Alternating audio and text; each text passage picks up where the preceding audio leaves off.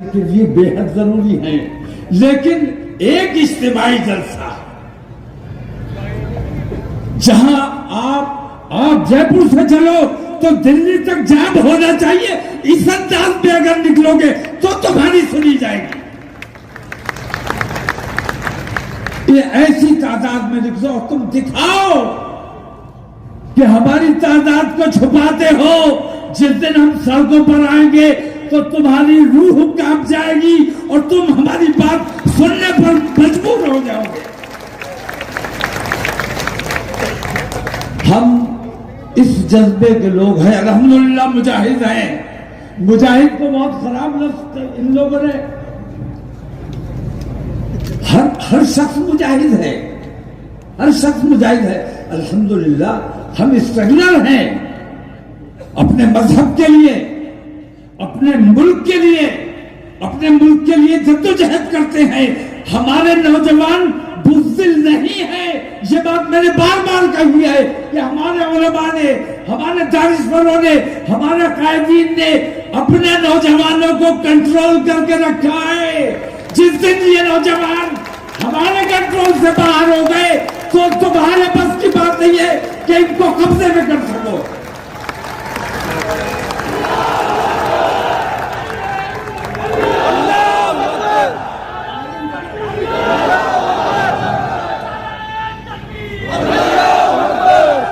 तो मेरे 15 मिनट हो गए,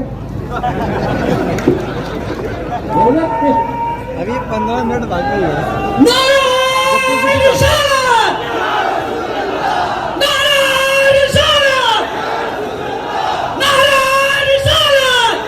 या रसूलल्लाह, अब मैं आपको दावत देने के लिए आया हूं। औकाफ की भी बात होगी और एक बात का और एहसास करा दूं आपको, आप खासतौर से तवज्जो दें। मेरी बहुत सी बातों पे लोगों ने तवज्जो नहीं दी। बहुत सी बातें ऐसी हुई जो मैंने कब्ल वक्त की, लोगों की समझ में नहीं आया। मैंने कहा मोबाइल 2016 से मैं चीख रहा हूं कि मोबाइल अपनी कमसिन बच्चियों को मत दो। ये ऐसा शैतान है जो कान से घुसता है तो दिल में जगह बनाता है। और मोबाइल जिस बच्ची के पास है वो है तो हमारे सामने, लेकिन कहां किसके टच में है, किसके रास्ते में है, हमें नहीं पता। उस वक्त इंटरनेट भी इतना आम नहीं हुआ था, तब से मैं चिल्ला रहा हूं, मेरी बात पर तवज्जो नहीं दी गई और नतीजा ये हुआ कि आज जितने इर्तिदाद के वाकयात हो रहे हैं उन तमाम की जड़ में मोबाइल है। दूसरी बात, हमने जो हमारे साथ नाइंसाफियां हो रही है, बेईमानियां हो रही है, अभी 3 फैसले आपके सामने आए।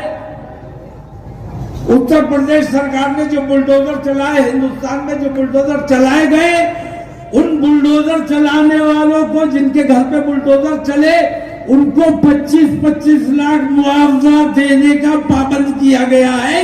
30 दिन के अंदर अगर तुम नहीं अदा करोगे तो तुम्हारे खिलाफ सख्त कार्रवाई की जाएगी, तुम्हारी सरकार को बर्खास्त किया जाएगा। बुलडोजर चलाओगे, अपने देश पे बुलडोजर चलाता है। बिल्डिंग ने कोई जुर्म नहीं किया, तू अपने देश की बिल्डिंग पे बुलडोजर चला रहा है, तू अपने देश का दुश्मन है। हमारा दुश्मन बाद में है, हमारे देश का नुकसान कर रहा है, इसलिए हमारा दुश्मन है। ये फैसला आया, आपके इल्म में है, फैसला आया, मजारिस के हवाले से फैसला आया, बहुत मुनासिब फैसला आया, इंसाफ हुआ। मुस्लिम यूनिवर्सिटी के हवाले से फैसला आया, हमेशा अटका के रखा गया, फैसला आ गया, माइनॉरिटी किरदार बहाल कर दिया गया इंशाअल्लाह। तो ये जो फैसले आए हैं, मैं आपको ये एहसास कराना चाहता हूं कि जब हमने ये कहा कि मुल्क में जो नाइंसाफियां हो रही है, बेईमानियां हो रही है, अदालतों में जो झूठे फैसले किए जा रहे हैं, बेईमानियों के फैसले किए जा रहे हैं, हम थक चुके हैं, अब बर्दाश्त नहीं हो रहा है, हम ऊपरी अदालत में जाएंगे, इंटरनेशनल कोर्ट ऑफ जस्टिस में हम जाकर अपील करेंगे कि हिंदुस्तानी मुसलमानों के साथ ये जुल्म और ये ज्यादती हो रहा है। हमें अपर कोर्ट में अपील करनी चाहिए कि नहीं करनी चाहिए?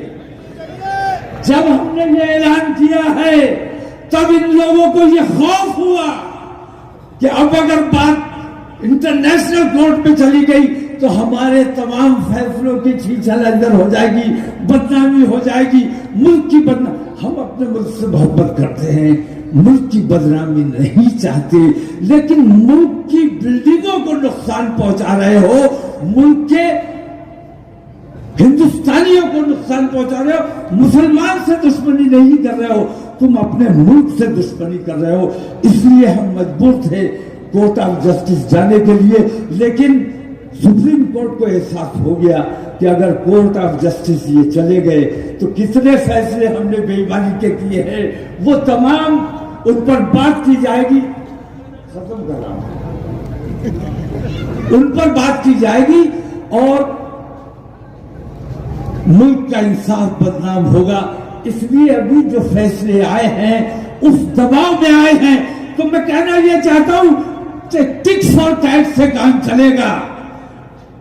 हम आदमी हैं तुम्हारे जैसे, जो तुम करोगे वो हम करेंगे, ठीक है? तो अब मेरी आवाज में आवाज मिला दो। जाते जाते तुम्हारे नजर 4 मिसरे करके जाना चाहता हूं कि हक के शहदाई हैं। बताओ हो के नहीं हो? हक के शहदाई हैं, बातिल को कुचल डालेंगे। हक के शहदाई हैं, बातिल को कुचल डालेंगे।